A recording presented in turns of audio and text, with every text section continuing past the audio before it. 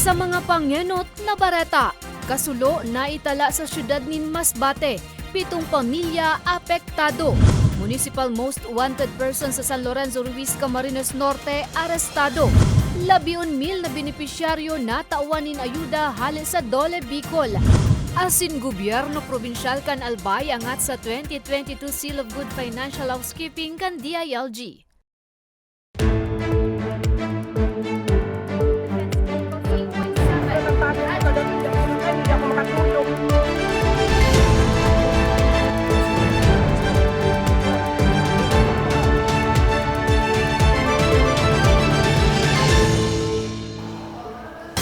Maray na hapon, Miyerkules, Pebrero 8, taong 2023. Uninan mga baretang Tatak Bicol. Madadangugman ang mga baretang ini sa 88.7 Radyo Ragon Catanduanes sa 90.7 Radyo Ragon Legazpi.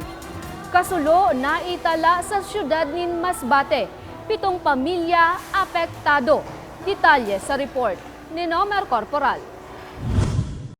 Nasibot ang personalis kang Masbate Fire Station asin volunteer sa pagpukang nasusulong karungan sa Barangay Espinosa, Masbate City. Sigun sa Acting Fire Marshal kang Masbate City BFP, nangyari ang kasulo alas 7:50 kasubanggi na uminabot sa first alarm. Alas 8:20 kang makontrol na ang kalayo. Alas 8:45 naman ng banggi kang ideklarar na fire out. Sa presente, padagos pa ang investigasyon sa kung ano ang kausa kang kasulo asin total na danyos kang insidente. Pagdating ko po kagabi, nakita ko naman na confine naman yung yung lugar.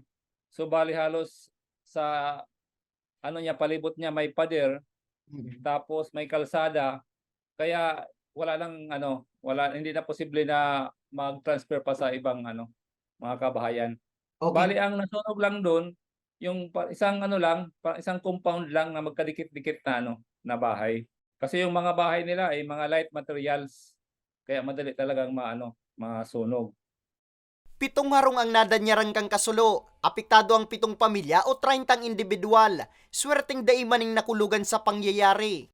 Salamat po sa atin sa taas na wala rin pong nasugatan o naging anumang hindi kanais-nais na nangyari sa atin doon. Pati rin po sa mga responders, wala rin pong mga na aksidente. Nagpapasalamat po tayo diyan na ligtas po lahat. Kahit yung mga nabiktima doon, kung yung mga tao doon, wala pong may mga nasugatan. Tulos man na nagpaabot ng tabang ang lokal na gobyerno sa mga apektadong pamilya. Siring kambado, pagkaon asin pinansyal na tabang. Maging ang DSWD Masbate, nagpaabot man tulos ng tabang. Sa datos kang Masbate Fire Station, ini ang primerong kasulo na naitala sa lugar ngunya na taon. Para sa mga baretang Tatak Bicol, Nomer Corporal. Fivox maigot na pigbabantayan ang aktibidad kan Bulkan Mayon. Pagubag sa edipisyo kan Bulkan, nanutaran. Detalye sa report ni Mariel Lorenzana. Bako luwas sa kaaraman kan mga residente na nasa pamitisan sa Nakan Bulkan Mayon naman tinidong nasa alert level 2 status ang bulkan. Ang barangay kagawad na si Rose Sudado kan barangay Bunga, Legazpi City, kalmado sana alagad aminadong dawa papaano, handal man siya sa posibilidad na magtugaliwat ang bulkan. In kaso kaya na umabot na itaas sa alert level 3 status ang bulkan, mapipiritan na naman dasin na makisusuan sa evacuation center. Ang tao kaya digdi, as long as nadaipa sindang nahihiling na harabo mag-arali. Ta syempre sa mga property hindi habo na ng dabarayaan. Medyo nakakatakot kasi sabi nga na dakol na daw ang nakatambak diyan sa may bunganga kang bulkan. So ang mga tao digdi may mana man mangyari dapat preparado kita. Sinta Mary Ann kan barangay Mataanag asin Tatay Roger kan barangay Mabinita, mayo man daanan na mamatay ang kakaiba sa bulkan. Alagad mayo man daang mamawara kung amay pa nagtataga preparar na. Siyempre po, magdadara kang mga gamit, tapos sararo po sa room, harap lang po kaan, so tubig, sa mga kaipuhanon. Siyempre, kung ano ang kampibok, siyempre, maandal man kami.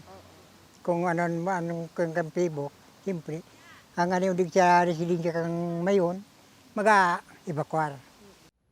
Sigun sa resident volcanologist kan Philippine Institute of Volcanology and Seismology of PHIVOLCS si Dr. Paul Alanis, Oktubre 7 pa ka nakaaging taon kan ipaisararom ninda sa alert level 2 status ang bulkan mayon. Mantinido inisundo sa presente. Suway sa nagruruluwas na bareta na ipigtas ninda ang alert status kan bulkan. Dai pa man kaya ninda kulang pagbabago sa kamugtakan kay ni apwera sa padagos na pagdakula kan lava dome sa crater.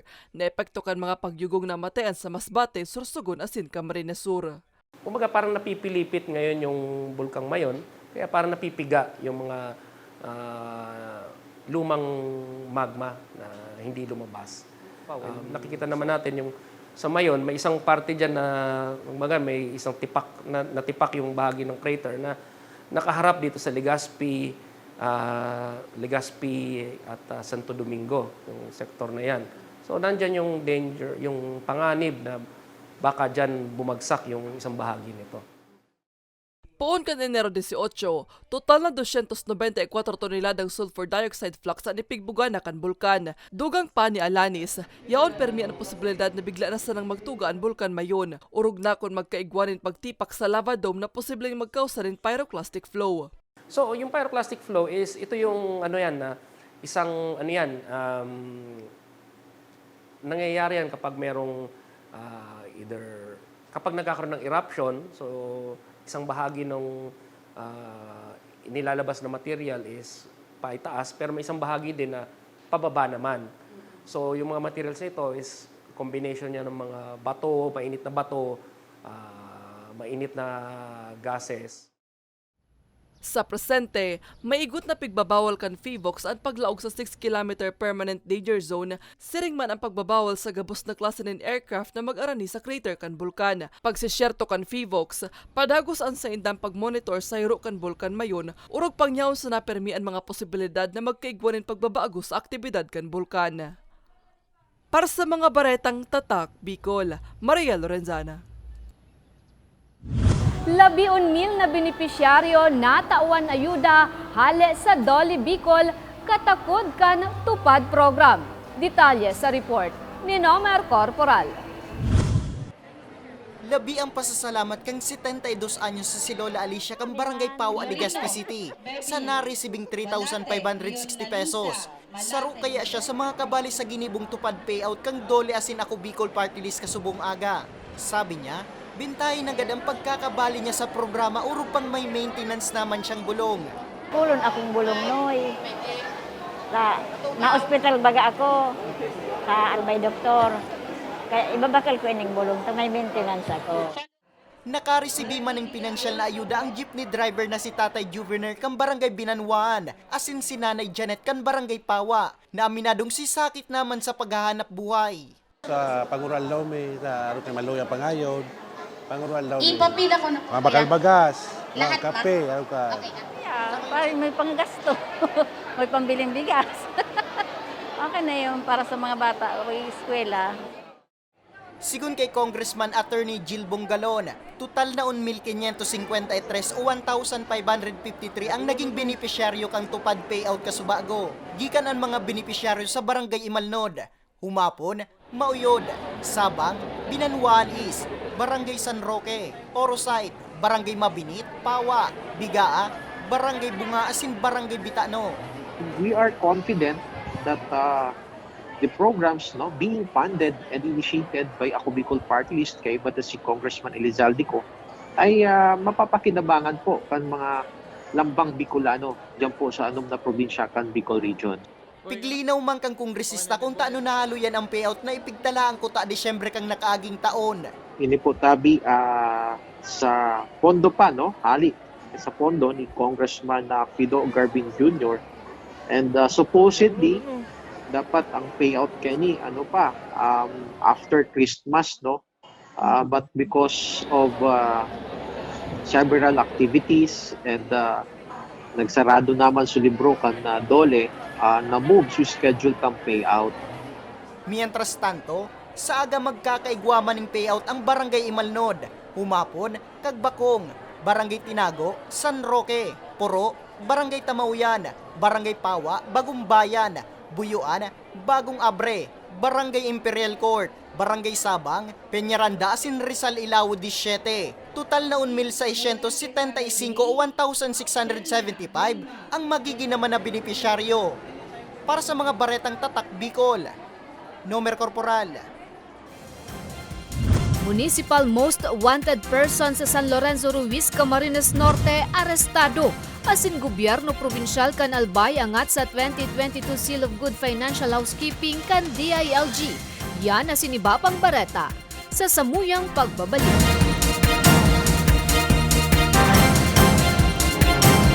Tucked away in the province of Albay, known for its perfectly shaped Mayon volcano, Misibis Bay Resort, a locally owned 5-hectare private island resort. The resort is ready for all those looking to balance tranquility and adventure. This tropical destination is where guests can either choose to relax under the palm trees or have an adventure under the sun.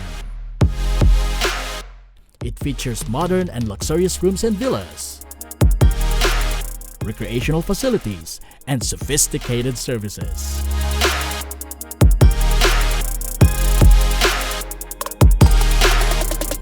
Come and experience Misibis Bay Resort, your tropical island getaway.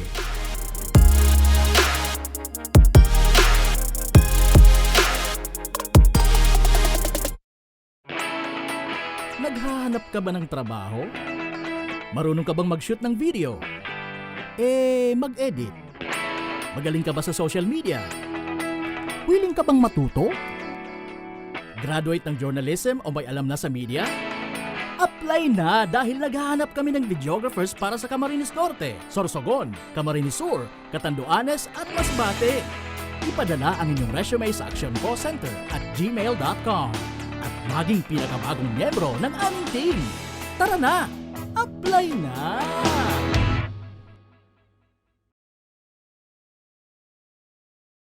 Sa imong ka nagpapadagos na pandemya, daima nag-uuntok sa pagriparo, ang satuyang sa tiring partido, ang Ako Bicol Party List, yaon pirmi sa pagpadangat kan mga kasaraditan, sa tabang kan manto ni ina, ano man na panahon, hain ka man sa kabikulan. Viva la Virgen! Viva Nuestra Señora de Peña Francia!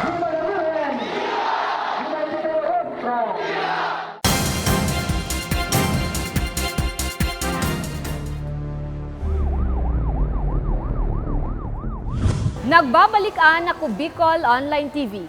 Municipal Most Wanted Person sa San Lorenzo Ruiz, Camarines Norte, arestado. Detalye sa report ni Carmelo Balya. Arestado kan pinagsararong puwersa kan San Lorenzo Ruiz Municipal Police Station, Camarines Norte 1st Provincial Mobile Force Company as in Provincial Tracker Team 2nd District ang sa indang Rank 1 Municipal Most Wanted Person. Sigun sa hepe kan San Lorenzo Ruiz MPS, nahahampang sa kasong statutory rape and 20 anyos na si alias Ayi kan Purok 1 Barangay Matakong San Lorenzo Ruiz, Camarines Norte. Matapos na duwang bes na lugusan ang sarong menor de edad na babayi taong 2017. Ito pong suspect natin ay arrested po siya by virtue of warrant of arrest po sa dalawang criminal case, number 22303 and 22304 for violation of 2 counts of statutory rape na inisyu po sa sala ni Judge Rene M. de la Cruz ng RTC Branch 5 ng Family Court po, Daet Camarines Norte. Sa ngunyan, nasa kustodiya na kan San Lorenzo Ruiz MPS ang suspect para sa magkakanigong disposisyon. So sabi ko nga po sa lahat ng mga ginagawang mga meetings, symposium, and even interviews, sabi ko nga sa kanila is crime prevention is everybody's concern. Hindi lang po yan concern o business ng kapulisan, but of course, ito po ay business ng lahat ng mga naninirahan dito sa munisipyo.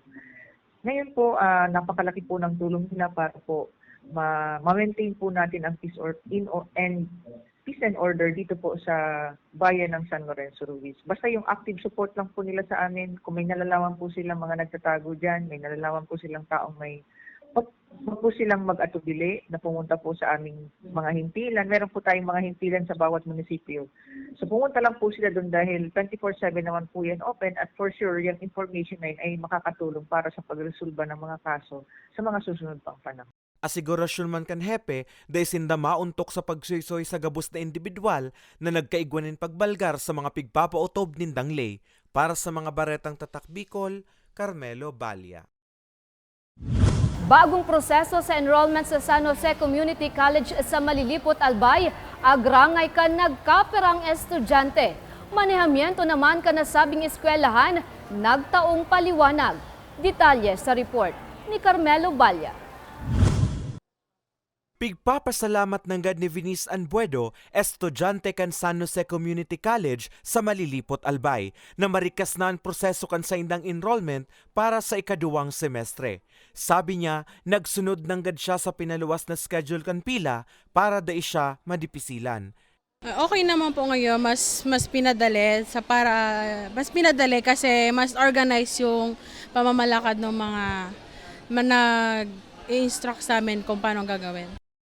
Nagtrending kayan eskwelahan huli kan Facebook post din sa rong estudyante kung sa inpig tungkusan kay niyan inagihan na proseso sa pag-enroll na nagdurar nin 13 oras. Sa Facebook post, pigsabi man na amay nagpilan estudyante ngani makalikay sa ipapautob na reblocking kang eskwelahan. Paglilinaw naman kan manehamento kan eskwelahan, wara sindang pinaluwas na orden na nagsasabing marilis na ni numero poon 2:00 nin aga. Napiritan sa nasubuot ang security guard na magtaon ni numero, urog ng dakulnaan na kapila. Asin para man ang seguridad kan mga estudyante sa luwas kan eskwelahan. Dugang pa kan Students Affairs Office kan eskwelahan, may schedule lang pigtalan ng eskwelahan kada year level, alagad da isubuot nagsusunod ang mga estudyante. Manunggod naman sa issue ng reblocking, kinumpermar ini kan eskwelahan na subuot sa rong preparasyon para sa pagbabalikan full face-to-face classes. So ini po sa inaplikto aming schedule sa INDA. Digdi po sa 30 to 31 na iyan, diyan po so 4th year, kasi dito man lang po 4th year may. That time, sir, dito lang nag-enroll, lalo sa first day. Nagsurusuan sinda siguro mga alas 3 na pag para pabarakayan na sinda, close na. Pilipino talaga ako. Dito man mabasol, kasi yun sa kaugalian. Pero dapat ko ta, sir, nag-ano man sila, kang policy ni man. Natakipon mi, naghapot ko ta sa muya. Naaraman mi na lang, alas 10 na may mga tao na dyan sa baba. So, silang order kayo yan. Inapot ko man sa Atty. Blanza, di mo nga order na nga kayan. So, sir, ano na po, sabihin mo rin yung action nga ni... Ngunyan po, nag-post kami, pinashare ko sa mga CSC, yung College Student Council, na ang talagang official hour kang pag-release mi kang number is 7 AM. Dahil ipig-advisean mi sinda na dahil na magdigding mga matanga or maaga kasi dahil mi ma-assure ang seguridad ninda kasi that time nasa harong man kami. Dagos man pigbiklad ni Blanza sa datos ninda, posibleng mag-abot sa 8,000 ang enrollees kan eskwelahan, harayo sa 5,000 sa ng student capacity kan eskwelahan. Sa ngunyan, nakikipag-ulay na sinda sa San Jose National High School para temporaryong okuparon ang nagkapirang classroom tuyong weekend. Para sa mga baretang tatak Bicol, Carmelo Balya.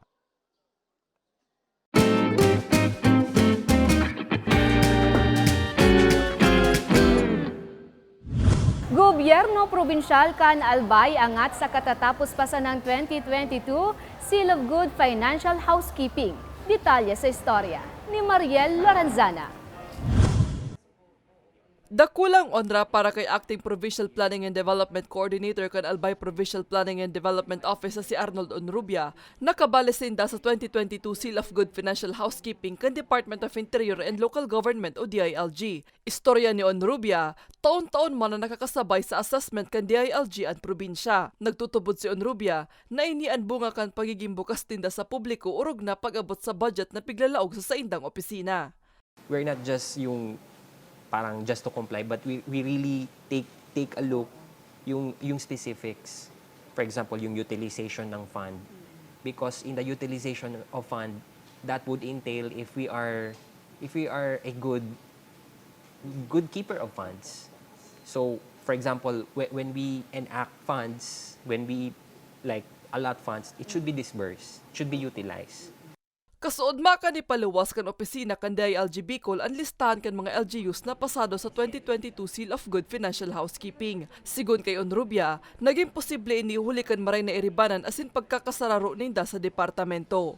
This may not be possible without the efforts of all concerned employees. So, of course, syempre ang highlight is the governor, the governance of the governor. But I'd like to also commend that there are people working behind, especially yung sa local finance committee. Sigon naman sa Division Chief kan Local Government Monitoring and Evaluation kan DILG Bicol, obeto kan sa indang assessment na mahiling ang performance kan LGUs na matibay pag-abot sa paggastos kan fondo kan gobyerno, asin kun ang mga ini naguutob sa transparency standard kan DILG. Sa 120 LGU sa bilog na Bicol na pig-assess kan DILG, 83 na ng LGUs ang nakapasar, kabali man digdian probinsyanin Catanduanes, Albay asin Camarines Norte. Total na 69% ang naging passing rate kan DILG Bicol, mas halangkaw kaysa sa nakuha anindang grado kan 2021. Very important po ang financial administration ng LGU sa local governance. Ito po ay nagpapatunay na maayos po yung kanilang pamamalakad ng pondo.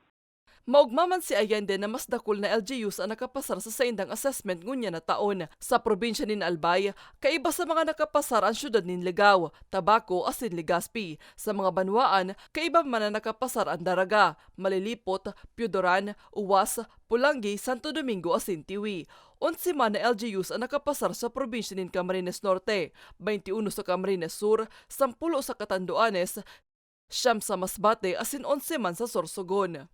We congratulate yung ating mga LGUs kasi hindi naman talaga biro yung hinihingi natin sa ating policy na maging maayos yung financial administration ng mga LGUs, and we congratulate lahat ng ating LGUs.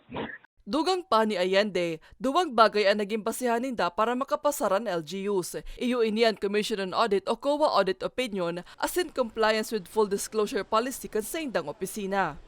Tinitignan din kung mula doon sa mga recommendation ng Commission on Audit, kumusta yung compliance nila or mga actions taken nila doon sa recommendations ng Commission on Audit. So, dapat may nasa 30% yung nabigyan nila ng aksyon. Naniniwala po tayo na itong mga dokumentong ito about the LGU finances, dapat accessible po siya sa public.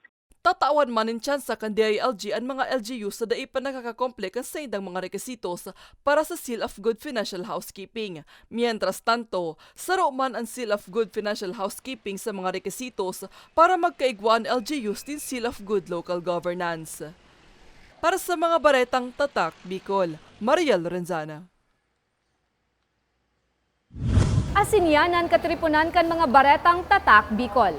Ako si Jen Nunez. Salamat!